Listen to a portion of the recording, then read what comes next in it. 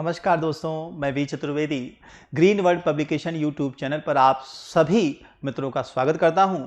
जैसा कि आप सभी जानते हैं, लगातार वीडियो सॉल्यूशन इस प्लेटफॉर्म से आपको मिल रहे हैं। क्लास 12th के बायोलॉजी का जो छठा चैप्टर है, जिसका नाम है विकास या एवोल्यूशन, उस पर हम आप बात कर रहे थे। और आज हम इसमें लॉन्ग आंसर टाइप के जो क्वेश्चन हैं, जो सेलेक्ट किए गए हैं हमारे प्लेटफॉर्म से, वो आप तक पहुंचाने का काम करेंगे। तो हम दोस्तों आगे बढ़ें उससे पहले आपसे वही छोटी सी रिक्वेस्ट कि चैनल को लाइक, शेयर और सब्सक्राइब करना ना भूलें। बढ़ते हैं क्वेश्चंस की तरफ, देखते हैं कि 5 नंबर के क्वेश्चंस में कौन से ऐसे क्वेश्चंस हैं जो एग्जाम के पॉइंट ऑफ व्यू से इंपॉर्टेंट है। याद रखिएगा, प्रैक्टिकल आपके जनवरी में और जो आपकी परीक्षाएं हैं वो क्या है, फरवरी में फिक्स हो गई हैं एग्जाम डेट, है ना। तो क्लियर हो जाइए और लगे रहिए। चलिए, हमने जो क्वेश्चन सेलेक्ट किया है, क्वेश्चन बुक का या कह दें क्वेश्चन बैंक का जो दूसरा क्वेश्चन है वो सिलेक्ट किया है। जीवन की उत्पत्ति के संबंध में ओपैरिन का जो सिद्धांत है महत्वपूर्ण हो जाता है। इसको विस्तार से बताना है, उनकी परिकल्पनाएं बताने हैं, साथ ही साथ मिलर के चिनगारी विमुक्त उपकरण, ये याद रखिएगा, का नामांकित चित्र आपको बना के वर्णन करना है। स्टेनले मिलर साहब के प्रयोग का नामांकित चित्र, तो ये कहे या ये कहे, बात वही है। चिनगारी विमुक्त उपकरण किसका है ये भी जान लीजिएगा, एक्सपेरिमेंट में किसका है, मिलर साहब का है। स्टेनले मिलर का प्रयोग बताना है। प्रयोगशाला में एमिनो अम्ल उत्पन्न करने की स्टेनले मिलर का प्रयोग आपको बताना है। और पृथ्वी पर जीवन की उत्पत्ति के संदर्भ में आपको संक्षिप्त टिप्पणी लिखनी। तो ये इतने प्रश्न आपके बन सकते हैं, और भी तमाम तरह के प्रश्न इसमें घुमा करके आपसे पूछ सकता है। आपको ध्यान रखना है क्या, प्रश्नों की प्रकृति और इसमें आंसर क्या लिखना है, यह बात। चलिए, इसमें बच्चों आप देखें, आपके सामने है आंसर उस क्वेश्चंस का, क्या हमें राइटिंग करनी है, क्या लिखना है। ठीक है, तो अगर हम बात करें यहां जीवन की उत्पत्ति, ओरिजिन ऑफ लाइफ, अर्थ पर हम कैसे आए, इस पर ढेर सारे एक्सपेरिमेंट हुए हैं। उनके कुछ रिजल्ट भी आपके सामने आए हैं। उन्हीं रिजल्ट्स में हम आप यहां बात करेंगे, और आपको जानना भी चाहिए, क्योंकि ओरिजिन ऑफ लाइफ एक अच्छा टॉपिक है एग्जाम के पॉइंट ऑफ व्यू से, आपके लाइफ के पॉइंट ऑफ व्यू से। देखें, दिया गया है जीवन की उत्पत्ति संबंधित ओपैरिन का जो सिद्धांत है, उन्होंने उसमें क्या कहा था जीवन की उत्पत्ति के विषय में यह आधुनिकतम मत है। यह बात याद रखिएगा। सबसे एडवांस थ्योरी कौन है, ओपैरिन वाली। आगे, इस मत के अधिक स्पष्ट रूप से रूसी वैज्ञानिक ओपैरिन, AI ओपैरिन, है ना, AI का नाम जरूर याद रखिएगा, ओपैरिन साहब, क्योंकि इनकी जो थ्योरी है वह फेमस है ओरिजिन ऑफ लाइफ के टॉपिक के लिए। ठीक है, तो ये जो है 1924 में इन्होंने प्रस्तुत किया था। इसमें उसको एक और नाम दिया था पदार्थवाद। पदार्थवाद, है ना।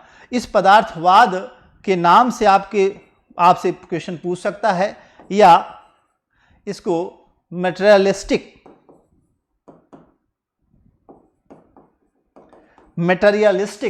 थ्योरी की बात करें, तो ये थ्योरी आपसे क्वेश्चंस के बेस पे मेरे बच्चों सामने आपके आ सकता है, क्वेश्चन आपसे पूछ सकता है। अब इसमें देखिएगा क्या है, पदार्थवाद के रूप में प्रचलित है। अपने मत में ओपैरिन साहब ने 1936 में जीवन की उत्पत्ति, ओरिजिन ऑफ लाइफ नामक पुस्तक द्वारा यह बात स्पष्ट किया। उसमें लिखा, लगभग इसी प्रकार की परिकल्पना अंग्रेज वैज्ञानिक हेल्डेन, जो कि 1929 में प्रस्तुत की, उपयुक्त परिकल्पनाओं के अनुसार आधुनिक पृथ्वी के निर्माण एवं इस पर जीवन की उत्पत्ति की प्रक्रिया जीव रसायन उद्विकास, याद रखिएगा, जीव रसायन उद्विकास के फलस्वरूप जीवों की उत्पत्ति हुई है। ठीक है, इस मत के अनुसार आधुनिक पृथ्वी का जो निर्माण है वह जीवन की उत्पत्ति की प्रक्रिया का निम्नलिखित कुल 8 चरण है, जिसमें बांटा गया है। पॉइंट वाइज थोड़ी थोड़ी बातें आपको यहां देखना है, जो कि ओपैरिन के सिद्धांत पर आधारित होगी। इतनी बात समझ में आई?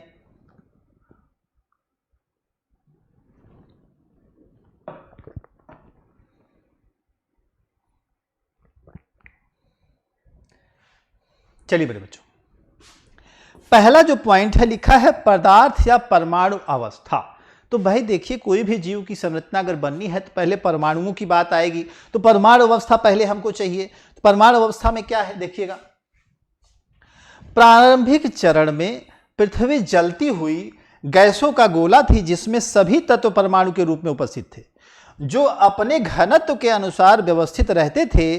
भारी परमाणु जैसे लोहा, निकिल आदि केंद्र में, और हल्के परमाणु जैसे हाइड्रोजन, नाइट्रोजन, कार्बन, ऑक्सीजन आदि बाहर की ओर व्यवस्थित रहते थे। तो यह बात आपको याद रखनी। केंद्र में कौन है, लोहा, निकिल, इस तरह के जो कि कैसे हैं, भारी हैं, और जो हल्के हैं जैसे हाइड्रोजन, नाइट्रोजन, कार्बन डाइऑक्साइड, ये बाहरी एनवायरमेंट में कहते हैं, वातावरण में यह व्यवस्थित रहते थे।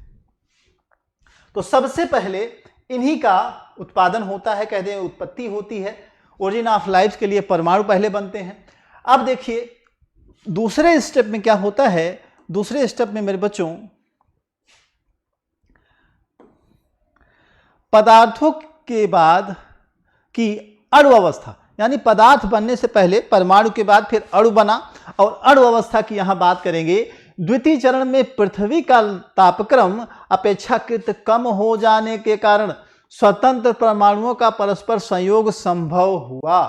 ताप कम हुआ तो जो गर्म होकर के अलग अलग उड़ रहे थे, या कह दे अलग अलग बटे हुए थे परमाणु, वह ठंडा होकर के आपस में टकराए, मिले, और इसी को यहां संलयन की बात कही जा रही है, संयोजन की बात कही रही है। इसके देखिए, जिसके फलस्वरूप अणुओं की उत्पत्ति हुई। आर्य वायुमंडल में लगभग 90% हाइड्रोजन के परमाणु होने के कारण अपचायक था। उस समय क्या था, हाइड्रोजन का परमाणु 90% था, जिसकी वजह से जो एनवायरमेंट था वह अपचायक था। अपचायक क्या होता है, आपने जरूर पढ़ा होगा केमिस्ट्री में, ठीक है, ऑक्सीकारक और अपचायक।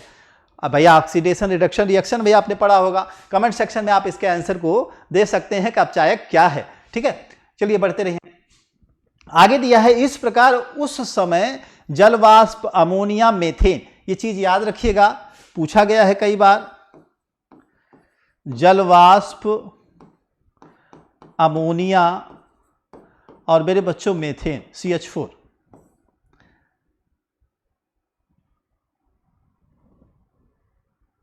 CH4, ठीक है। ये चीजें जो है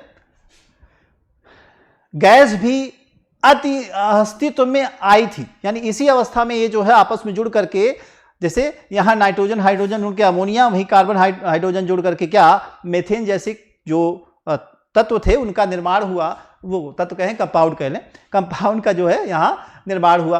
पृथ्वी का तापक्रम और ठंडा होने पर जलवाष्प बादलों एवं कोहरे के रूप में, बादलों और कोहरे के रूप में यह बदल गए, और पृथ्वी पर वर्षा के रूप में फिर से बरसने लगे। तो यानी जब एनवायरमेंट ठंडा हुआ तो जो वाष्प बन करके उड़ रहा था H2O, वह क्या किया, ठंडा होकर कंडेंस होकर के आपस में बादल बना करके, और फिर बूंदों के रूप में फिर से पृथ्वी पर गिरा, और बार बार बारिश होती रही। ठंडा हुआ एनवायरमेंट, फिर बारिश हुई, वाष्प पानी जो है वाष्प बन के उड़ा, फिर ठंडा करने के लिए जो है कंडेंस हुआ, और ठंडा होने के बाद फिर से आया पृथ्वी पर। तो ये साइकिल बार बार चलती रही।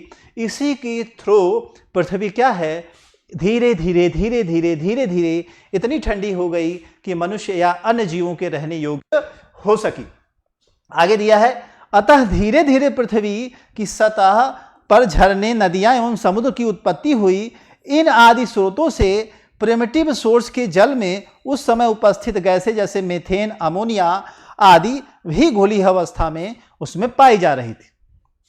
यानी इन झरनों आदि में क्या थी, मीथेन हुआ, अमोनिया हुआ, इस तरह की गैसें भी पाई गई। अगला जो स्टेप है तीसरा, उसमें कार्बनिक यौगिकों का निर्माण हुआ। इस समय भूमंडल पर सघन ज्वालामुखी फूट पड़े थे, जिससे निरंतर लावा निष्कासित हो रहा था। लावा, उम्मीद है आप समझ रहे होंगे, ज्वालामुखी से निकलने वाला जो उद्गार है या मटेरियल है, पदार्थ है, उसी को क्या कहते हैं, आप कहते हैं क्या, लावा।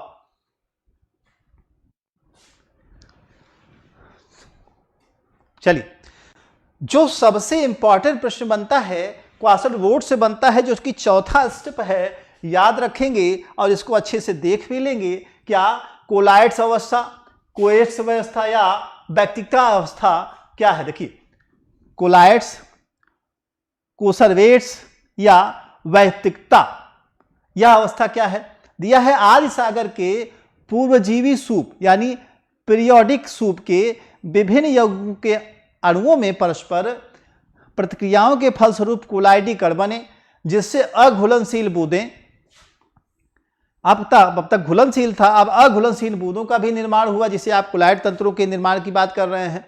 उसके बाद दिया है प्रोटीन की कोलाइड बूंदों के विद्युत अवशेषित होने के कारण, मतलब कि विद्युत की वजह से या कहते चार्ज हो जाने की वजह से क्या हुआ, जल, इनकी सतह पर जल की नन्ही नन्ही बूंदें चिपक गई। किस पे चिपक गई? कोलाइड के ऊपर। ठीक है, अब क्या हुआ,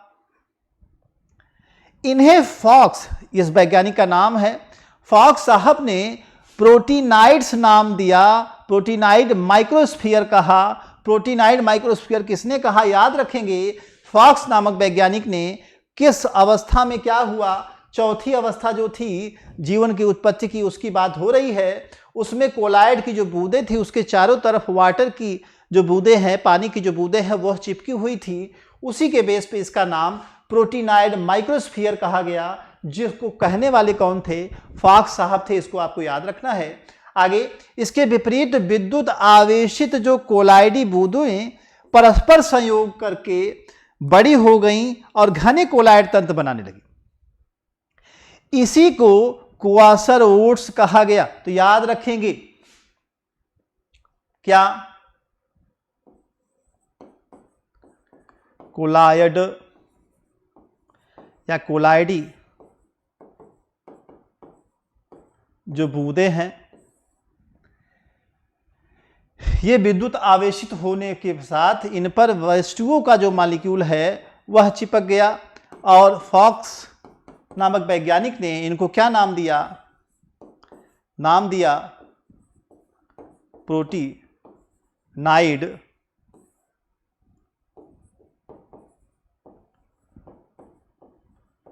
माइक्रोस्फीयर्स। ठीक है, प्रोटीनाइड माइक्रोस्फीयर नाम दिया। आगे उन्होंने यह भी कहा कि यही कोलाइड बूंदें यानी प्रोटीनाइड माइक्रोस्फीयर जब आपस में चिपकने लगी तो इनका जो है साइज बढ़ गया, और उसी को नाम कह दिया गया, क्या? क्वासरवेट्स कहा गया। और ये क्वासरवेट्स कहने वाले कौन थे मेरे बच्चों? ओपेरिन साहब थे। ठीक है, याद रखेंगे क्वासरवेट्स क्या है और किसने कहा। तो प्रोटीनाइड्स जो माइक्रोस्फीयर कहा गया, यानी कोलाइड बूंदों के साथ एच2 मॉलिक्यूल जो जुड़े हुए थे, उनकी संख्या आपस में जुड़ करके बार बार अधिक होकर के एक साथ अटैच हुई थी, उसकी बात यहां आई। आगे दिया है क्वासरवेट में उपस्थित धातु तत्वों, प्रोटीन आदि एंजाइम अथवा कार्बनिक उत्प्रेरकों के कार्य किया। इस प्रकार इनसे प्रारंभिक जैविक क्रियाओं में उदय हुआ, और चिपचिपेपन यानी वेस्कोसिटी के कारण कोएट्स एक निश्चित परमीय वृद्धि के परिणाम छोटी छोटी बूंदों में टूट जाते थे। इस प्रकार इनमें गुणन की जो है प्रक्रिया, यह भी प्रारंभ हो गई। तो क्वासरवोट्स ऐसा पहला स्ट्रक्चर मेरे बच्चों बना अर्थ पर, जो जीव संरचना के निर्माण की भूमिका को दिखा रहा था, क्योंकि इसमें जैविक घटनाएं की जैसे कुछ चीजें होनी शुरू हो गई थी, जैसे कि द्विगुणन का होना। ठीक है, तो थोड़ा इसको डीपली और अच्छे से समझिएगा, 2-4 बार लेक्चर देखिएगा मेरे बच्चों। एक बार में सारी चीजें आपको उतनी अच्छे से समझ नहीं आती है मैं मानता हूं मेरे बच्चों, लेकिन आपको अच्छे से ध्यान से लिखना है, कॉपी कलम लिए रहना है, चीजों को पॉइंट्स को नोट करते चलना है ऐसे। और हम कम पॉइंट नोट करते हैं, हमसे ज्यादा पॉइंट्स आपको नोट करना है। चलिए, जो छठी अवस्था है, चौथी के बाद पांचवी जो अवस्था थी वो वायरस की थी, और उसमें बैक्टीरिया आदि थे, है ना। तो उनकी जो है ओरिजिन उसी क्वासरवोट से हो गई। उसके बाद जो छठी अवस्था है उसमें क्या है? प्रोकैरियोटिक कोशिकाओं की उत्पत्ति हो गई, है ना। तो अब जो है वायरसेस के बाद प्रोकैरियोटिक कोशिकाएं भी विकसित होने शुरू हो गई। आदि समुद्र का मतलब प्राचीन काल का जो समुद्र का एनवायरमेंट था। जल में न्यूक्लियो प्रोटीन कणों के निर्माण के पश्चात अब लगभग 3.6 अरब वर्ष पूर्व कलायुक्त कोशिकाएं रूपी आदि जीव बनने लगे। यानी कि प्रिमिटिव जो कोशिकाएं थी उनका निर्माण 3.6 अरब वर्ष पहले होना शुरू हुआ। और कैसे? न्यूक्लियो प्रोटीन की बेसिस पे, जो कि क्वासरवोट्स आदि के आपस में संयुग्मन से मिलने से धीरे धीरे करके एनवायरमेंट में विकसित हुई थी। यहां तक क्लियर है? चलिए आगे। ओपेरिन के मतानुसार क्वासरवेट्स न्यूक्लियो प्रोटीन बने वे ही आगे चल के प्रारंभिक कोशिका रूपी जीवों को विकसित किए या विकसित हुए इन्हीं से। कालांतर में इनके जीन्स आकस्मिक परिवर्तनों या जीन उत्परिवर्तनों के कारण कुछ विशिष्ट अंग बने। इन लक्षणों में विभिन्नताएं विकसित हुई। होरोविट्स और लेस्ली आर्गेल, ये दो साइंटिस्ट हैं, इन वैज्ञानिकों ने मतानुसार प्रथम जीवों का उद्भव समुद्र में स्वतंत्र नग्न जीन्स के रूप में हुआ। यानी कि नेकेड जो जीन्स थे उनके रूप में प्रथम जीव समुद्रों में उत्पन्न हुए। आगे दिया है, जीन्स के परस्पर लंबी लंबी श्रृंखलाओं में जुड़कर आरएनए डीएनए अणुओं का निर्माण हुआ। इन अणुओं के प्रोटीन्स के साथ संयोजन से न्यूक्लियो प्रोटीन अणु बने। विषाणु जैसे कणों के रूप में यह रहे होंगे। यह कण बहुत चिपचिपे होते थे, अतः इनके चारों ओर आदि समुद्र के अन्य पदार्थों के अणुओं ने एकत्रित होकर के एक नई झिल्ली नुमा आवरण का भी निर्माण कर दिया। इस प्रकार यह सूक्ष्म पिंड कोशिकाओं का रूप लेते हैं और इसी के बेस पे प्रोकैरियोटिक कोशिकाओं का क्या होता है? निर्माण हो जाता है।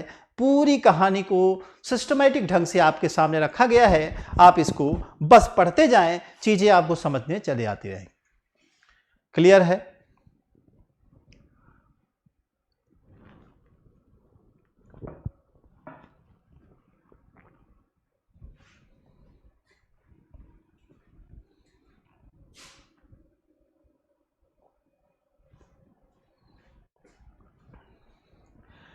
अब 7वां 8वां पॉइंट क्या कह रहा है, थोड़ा सा देख लीजिएगा। अब जो प्रोकैरियोटिक कोशिकाएं हुई तो आप देखेंगे बैक्टीरिया जैसी चीजों का होना भी स्वाभाविक हो गया। अब दिया गया है स्वपोषण की उत्पत्ति और ऑक्सीजन क्रांति आदि सागर में उत्पन्न प्रोकैरियोटिक कोशिकाएं परस्पर हेटेरोट्रॉपिक रही होंगी। यह समुद्र में उपस्थित कार्बोहाइड्रेट, एमिनो अम्ल, अन्य कार्बनिक यौगिकों को भोजन के रूप में क्या करती थी? ग्रहण करने लगी। अब इनके भोजन के रूप में ग्रहण होने से भोजन की उपलब्धता भी हो गई, साथ ही साथ उसका विकास भी होने लगा। किसका? प्रोकैरियोटिक कोशिकाओं का। इनमें ऊर्जा का उत्पादन, कार्बनिक यौगिकों का किण्वन, फर्मेंटेशन जैसी, जिसे अवायवीय श्वसन कहते हैं, वायु की अनुपस्थिति में श्वसन, जिसमें अल्कोहल आदि बनता है, आप जानते हैं। किण्वन जैसी घटना, जैसे फर्मेंटेशन आप कहते हैं इंग्लिश में, वह होनी शुरू हो गई और इनके द्वारा छोड़ी गई जो कार्बन डाइऑक्साइड है वातावरण में एकत्रित होती रही। अब देखिएगा, इन्होंने आदि समुद्र के जल में उपस्थित कार्बन पदार्थों का ऊर्जा उत्पादन हेतु तीव्रतापूर्वक उपयोग किया। इससे जल में कार्बनिक पदार्थ बहुत कम रह गए, किंतु जब इस भोजन का अभाव पड़ता गया तो अपना अस्तित्व बचाए रखने के लिए, यहां ध्यान दीजिएगा, बचाए रखने के लिए आदि जीवों में विभिन्न पोषक विधियां का विकास हुआ। धीरे धीरे ये कोशिकाएं आदि सागर में उपलब्ध सरल अकार्बनिक पदार्थों को जटिल कार्बनिक पदार्थों में संश्लेषित करने लगी। अर्थात रासायनिक जो संश्लेषण था, केमिकल संश्लेषण था, या कह दें सिंथेसिस थी, उसके थ्रू क्या है? भोजन का उत्पादन शुरू हो गया। जब जो है आदि समुद्र में, प्राचीन काल के समुद्र में जो भोजन की उपलब्धता इनकी थी वो समाप्त होने लगी तब। अब देखिए, वर्तमान सागर की गहराई में पाए जाने वाले सल्फर जीवाणु रासायनिक स्वपोषण करने लगे और यही वह बताए कि यह पहले जीव थे जिन्होंने स्वपोषण की जो कैरेक्टर हैं या स्थिति है या कह दे स्वभाव है वह प्रदर्शित किया सल्फर जैसे बैक्टीरिया।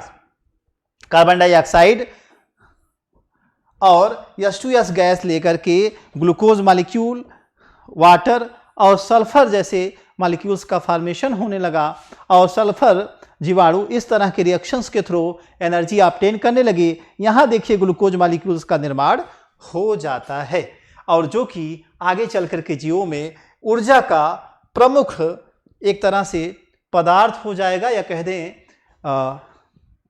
सोर्स भी हो जाएगा। चलिए 8वें पॉइंट के अनुसार क्या कहा गया है, ध्यान दीजिएगा। सुकेंद्र की यानी प्रोकैरियोटिक के बाद अब यूकैरियोटिक कोशिकाओं की बात हो रही है। 2 अरब वर्ष पूर्व पृथ्वी में वायवीय श्वसन के योग्य हो चुकी जो कोशिकाएं थी उनका विकास हुआ। ये सुकेंद्र की कोशिकाएं हरित लवकों के विकास के यानी हरित लवक या हरित लवक विहीन कोशिकाओं के विकास के रूप में जैव संतुलन स्थापित किया इन्होंने। और उधर केंद्र स्पष्ट हो रहा था कि यूकैरियोटिक कोशिकाओं का उदय हुआ। तो इस तरह से आप देखेंगे कि धीरे धीरे मेरे बच्चों 2 अरब वर्ष पूर्व जो प्रोकैरियोटिक कोशिकाएं थी उन्हीं में से कुछ ऐसी कोशिकाएं निकली जिनमें कि यूकैरियोटिक जैसे कैरेक्टर्स आने लगे। साथ ही साथ कुछ कोशिकाओं में हरित लवक विकसित हो गया, कुछ में नहीं रहा। तो हरित लवक वाली जो कोशिकाएं थी आपको पता है फोटोसिंथेसिस कर सकती हैं, तो ऐसी जो घटनाएं हैं, ऐसी भी चीजें हैं वह उनमें विकसित होने लगी। तो इस तरह से परमाणु से लेकर के प्रोकैरियोटिक यूकैरियोटिक कोशिकाओं तक के निर्माण का जो एक थ्योरेटिकल स्क्रैच था वह ओपैरिन साहब ने यहाँ खींच दिया था। उससे सिद्धांत से जो पुष्टि मिली या समर्थन मिला इसको भी यहाँ दिया गया है।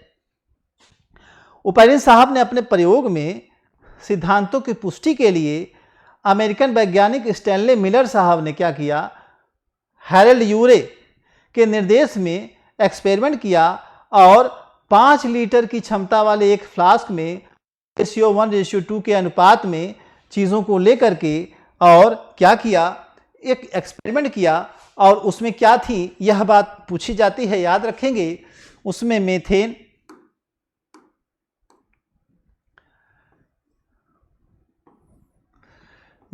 मेरे बच्चों, अमोनिया, हाइड्रोजन, इनका गैसीय मिश्रण भर दिया गया और इसे एक और 2 समकोण मुड़ी वाले कांच की नली में जोड़ दिया गया। इस नली के मध्य में एक निर्वात पंप जोड़ दिया गया। इसके दूसरे सिरे पर आधा लीटर क्षमता वाला कांच का एक फ्लास्क जोड़ दिया गया जिसमें जल भर कर इसे विशिष्ट रचना वाली नली से जोड़ दिया गया। इस नली का दूसरा सिरा गैसीय मिश्रण वाले फ्लास्क में जोड़ा गया। विशेष रचना वाली यू प्रकार के भाग के ऊपर सघन या कंडेंसर में उसमें होकर निकाला गया। बड़े फ्लास्क में टंगस्टन के 2 इलेक्ट्रिक रॉड्स डाले गए या इलेक्ट्रोड्स डाले गए जो विद्युत प्रवाहित करके चिनगारियां मुक्त करते थे। अतः इनको चिनगारी विमुक्त उपकरण का नाम दिया गया।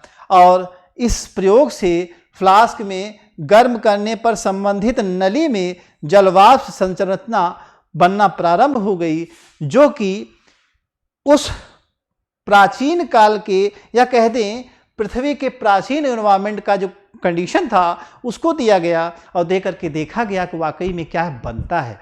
तो वहाँ निर्माण के दौरान या कह दें एक्सपेरिमेंट के दौरान मेरे बच्चों फ्लास्क में बहुत सी चीज़ें मिली। यहाँ देखिए आपको दिया गया है डायग्राम, यहाँ देख लीजिएगा। पूछा जाता है क्या क्या था इसमें, अमोनिया था, मेथेन था, H2O था और हाइड्रोजन था, जलवाष्प के रूप में H2O था। यहाँ इलेक्ट्रोड 2 लगाए गए थे, स्पार्क कराया गया था ताकि जो है एनवायरनमेंट में जो बिजली आदि कड़क रही थी उसका पृथ्वी पे जैसे था उस तरह का एनवायरनमेंट इसको मिल सके। साथ ही साथ इनसे जो निकलने के बाद एनवायरनमेंट बनने के बाद कड़क से कंडेंसर के थ्रू होके जा रहा था, जो मटेरियल निकल रहा था और यहाँ इकट्ठा हो रहा था। साथ ही साथ यहाँ देखिए क्या यहाँ पानी को गर्म किया जा रहा था या जलवाष्प बन करके आगे बढ़ करके ऊपर से यहाँ जा रहा था, यानी जलवाष्प की यहाँ उपलब्धता कर दी गई। साथ ही मेथेन, अमोनिया इस तरह की गैसेस इसमें प्रवेश करा दी गई जिसकी वजह से यह नेचुरल जो इन्वायरमेंट था पृथ्वी का, उस तरह की स्थिति बन गई। और इसमें आप देखेंगे रिजल्ट भी मिला और निरीक्षण में क्या निष्कर्ष निकला, आज पृथ्वी की दशाओं के समान परिस्थितियां उत्पन्न की गई। इसमें संपूर्ण उपकरण में जलवाष्प संरचना, बड़े फ्लास्क आदि वायुमंडल में पाए जाने वाले गैसों तथा इलेक्ट्रोड द्वारा तड़ित जैसे प्रभाव को उत्पन्न किया गया। जैसा मैंने कहा, तड़ित यानी बिजली का कड़कना, उस तरह की घटनाओं को दिया गया ताकि उसके प्रभाव से भी जो चीजें बन रही थी उसको भी देखा और समझा जा सके। प्रयोग के अंत में बनी गैस जलवाष्प के साथ कंडेंसर द्वारा ठंडी होने पर विशिष्ट रचना वाली नली यू आकार वाले भाग में एक लाल रंग के गंदेले तरल के रूप में एकत्रित हुई। यू वाला जो ये भाग है, इसी में इस तरल के विश्लेषण करने पर बाद विश्लेषण के बाद ज्ञात हुआ कि ग्लाइसिन एलेनिन, याद रखेंगे ये पूछा गया है, ग्लाइसिन एलेनिन सरल जो एमिनो अम्ल हैं, शर्करा हैं, कार्बन डाइऑक्साइड हैं, अम्ल हैं और यौगिक हैं, इन सब का मिश्रण यहाँ प्राप्त हुआ। और स्पेशली अगर आपसे पूछा जाए एमिनो अम्ल की, तो ग्लाइसिन और एलेनिन जैसे एमिनो एसिड प्राप्त हुए, जो कि यह स्पष्ट कर रहे थे कि एमिनो एसिड का निर्माण इस तरह की प्रक्रिया के द्वारा ही हुआ जो कि प्राचीन अवस्था में पृथ्वी पर पाई जा रही थी। उम्मीद है यह चीज आपको समझ में आई होगी। मेरे बच्चों, बढ़ते हैं अगले प्रश्न की तरफ जो आपके लिए सिलेक्ट किया है। क्या है? मानव के उद्विकास पर निबंध लिखिए। तो मानव का उद्विकास कैसे हुआ, यानी मानव जाति कैसे विकसित हुई, इसके बारे में भी आपसे प्रश्न पूछा गया है कई बार और अच्छा प्रश्न आया है, इस पर आपको ध्यान देना है। क्या है प्रश्न? है मानव के उद्विकास पर एक निबंध लिखिए। मानव का जो इवोल्यूशन हुआ है, मानव कैसे विकसित हुआ है, उसके बारे में बताना है। मानव के विकास कथा जीवाश्मों के अध्ययन पर आधारित है। विश्व के विभिन्न भागों में प्राप्त जीवाश्मों के आधार पर आधुनिक वैज्ञानिकों ने मानव के विकास क्रम के एक रूपरेखा तैयार की है। मानव के विकास लगभग 10 लाख वर्ष पूर्व प्लीस्टोसीन, याद रखेंगे कैसा? प्लीस्टोसीन,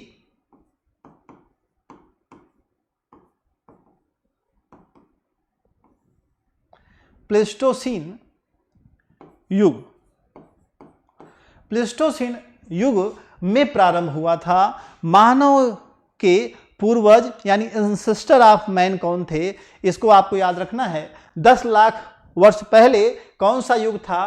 प्लीस्टोसीन युग था। उसमें मानव के विकास की बात कही गई। कहा गया क्या एंसेस्टर कौन थे?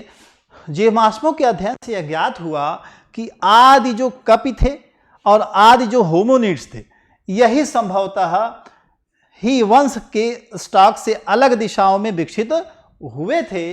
अगर हम मानव स्तनी या क्लास मैमल्स के गण प्राइमेट्स को ध्यान दें तो हम इनके ग्रुप में आते हैं, यानी मनुष्य उसमें आता है। यह उसका सर्वोच्च सदस्य है। मानव के सबसे पहले पूर्वज वे थे जिनसे प्रथम प्राइमेट्स की उत्पत्ति हुई। ये चूहों की तरह कीटभक्षी और छछूंदर की तरह थे। इन गज छछूंदर यानी एलिफेंट श्रीव्स से 2 दिशाओं में विकास हुआ। यानी अगर इसको आप समझाना चाहें तो इवोल्यूशन के लिए जो प्लांट जैसा स्ट्रक्चर बना करके उसमें वंशावली शो की गई है, उस डायग्राम को आप बुक में देख लेंगे तो आपको थोड़ा और अच्छे समझ में आएगा। बस देखिएगा कि कहाँ कौन सा बढ़ रहा है, यानी कि उनका विकास किसके बाद क्या हुआ है, उसमें वंशावली के बेसिस पे आपको दिखाया गया। आगे बढ़िए, देखिए मेरे बच्चों, इसमें इन्होंने बताया क्या?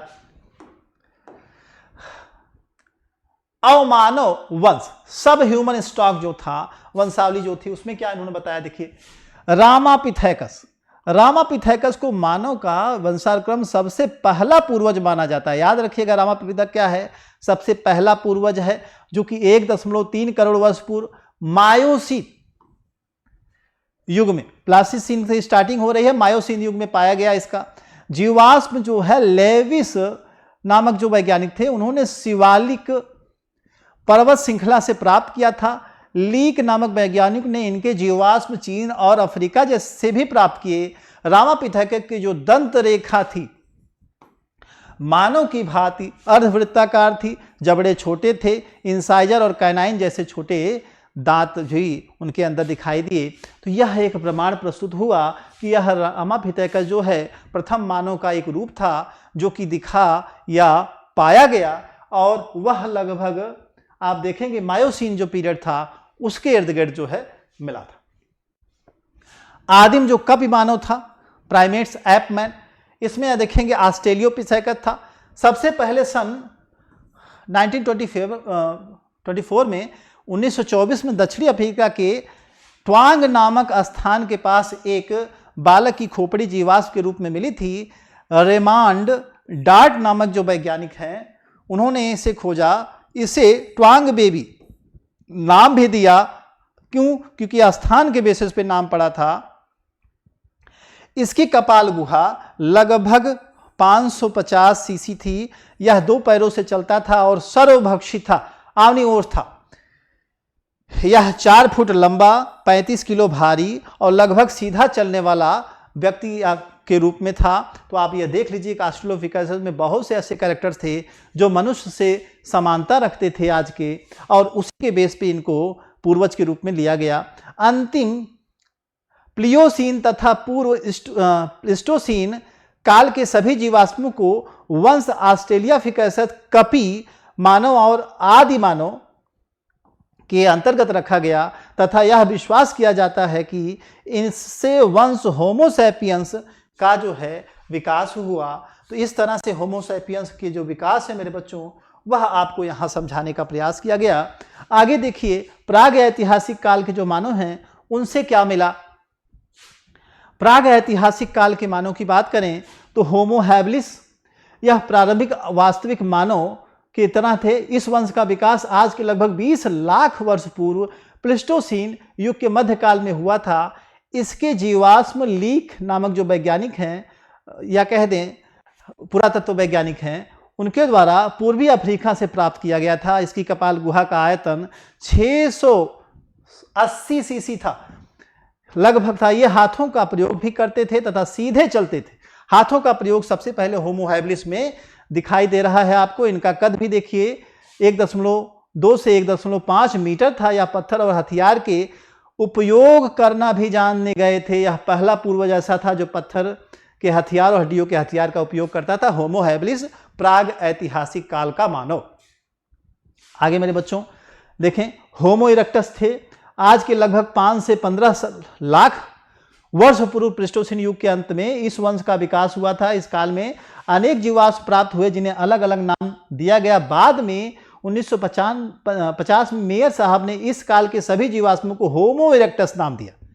जीवाश्म कई मिले थे, सबको कंबाइन वे से क्या कहा, होमो इरेक्टस कहा। आगे देखिए, जावा मानव है या होमो इरेक्टस या पिकैंथोथापस इरेक्टस की खोज साइंटिस्ट जो भूवैज्ञानिक हैं या कह दें पुरातत्व वैज्ञानिक है यूजिन डुबाइस, इन्होंने किया था। और कहाँ किया था? जावा के सोलो नदी के किनारे की थी। ये जीवाश्म लगभग 17 लाख वर्ष पुराने थे। इनका लगभग 1.7 मीटर तथा अनुमानित भार, इनकी लंबाई जो है इतनी थी कितना 1.7 मीटर, और जो इनका भार था 70 केजी के करीब था। निचला जबड़ा मजबूत व आगे का उभरा हुआ था। दांत मानव जैसे थे। इसमें नरभक्षता के भी प्रमाण मिलते हैं। इसका चेहरा प्रेगैंथिस था और कपाल गुहा औसतन 900 सीसी की थी। जावा अफ्रीका के चीन में भी पाए गए। तो अफ्रीका और चीन में भी जावा मानव के कंकाल जो है मिले, जो कि यह सिद्ध करते थे कि मानव का जो विकास है वो कैसे हुआ। इस तरह से बच्चों आप देखेंगे, मैंने एक स्टोरी आपको सुनाने का प्रयास किया और तय समय में आप इसको रिवाइज कर सकें। मिलते हैं नेक्स्ट वीडियो में अगली क्लास के साथ। तब तक के लिए थैंक यू वेरी मच।